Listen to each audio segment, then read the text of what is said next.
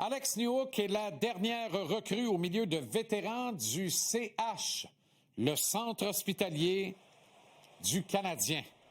Le CH a vu le rapide attaquant rejoindre les abonnés de la clinique que sont Goulet, Laine et Doc. Est-ce qu'on va revoir Newhook cette saison? Probablement. À 100%, ce serait étonnant. Kirby Dach, lui, amorce son séjour annuel à l'infirmerie. Caden Goulet l'y attendait depuis un mois. Quant à Patrick Laine, la vraie question, c'est de se demander si on va le revoir dans l'uniforme du Canadien. Laine devrait être éligible à un retour au jeu après la pause olympique. Est-ce que le tricolore l'aura à ce moment impliqué dans une transaction? La question mérite d'être posée. Bref, c'est la redondante poisse qui revient hanter le tricolore. Il semble y avoir une guigne sur le bleu-blanc-rouge. Un mauvais sort qui s'acharne en s'acquittant de donner du travail au personnel médical. La malchance frappe sans relâche le Canadien, c'est vrai, mais les médecins spécialistes de l'équipe n'ont absolument rien à y voir, contrairement à ce que certains pourraient laisser entendre. Par contre, on peut se demander si Montréal aligne des joueurs fragiles, et force est d'admettre que la réponse est oui. Il ne peut s'agir que de malchance dans les blessures récurrentes à des gars comme Goulet, Doc, Laine et aussi à l'espoir David Reinbacher à Laval. Il faut convenir que ces joueurs sont plus vulnérables physiquement. Un phénomène quasi impossible à prévoir lorsqu'on décide de repêcher, d'acquérir via transaction ou d'offrir un contrat à un joueur.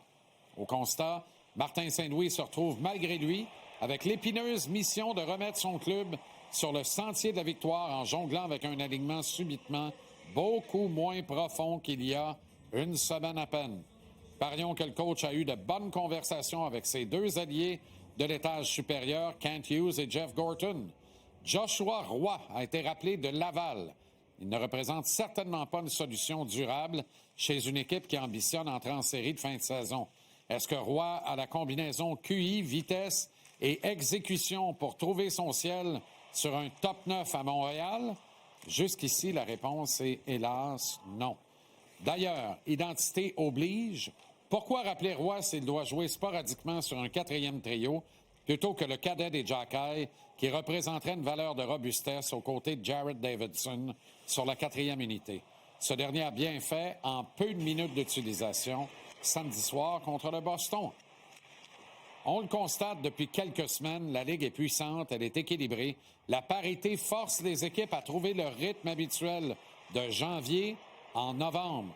Newhook jouait le meilleur hockey de sa carrière. Doc retrouvait ses repères de plus en plus.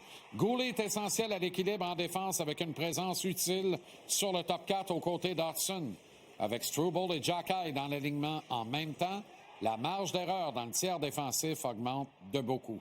Alors Gorton et Hughes doivent regarder les options ailleurs dans le circuit. Scruter le ballottage afin d'y faire une possible trouvaille, possédant une expérience tangible de la LNH. Ou mieux, explorer et tenter de conclure une transaction afin de combler une lacune encore plus évidente avec les pertes de Newhook et de Doc. Il manque un centre gaucher avec de la qualité pour rejoindre le groupe en renfort. Nick Suzuki voit sa tâche augmenter. Le premier centre de l'organisation joue les 2 minutes avec un homme en plus.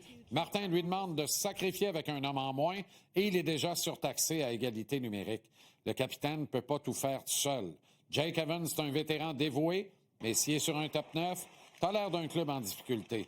Oliver Kapanen reçoit tout le temps de glace de qualité nécessaire à produire. Jusqu'ici, il le fait très bien. Mais il effectue un premier cycle complet en Amérique et on ne peut pas construire sur une recrue habituée au calendrier de max 50 matchs espacés, traversant en prenant majoritairement l'autobus pour aller jouer sa route et revenir dormir à la maison. Les prochains jours vont être intéressants. La pensée magique ne propulsera pas le Canadien en série sans au moins un ajout notable à la formation. Le sinistre bilan médical annonce une exclusion du tableau printanier si on ne bouge pas.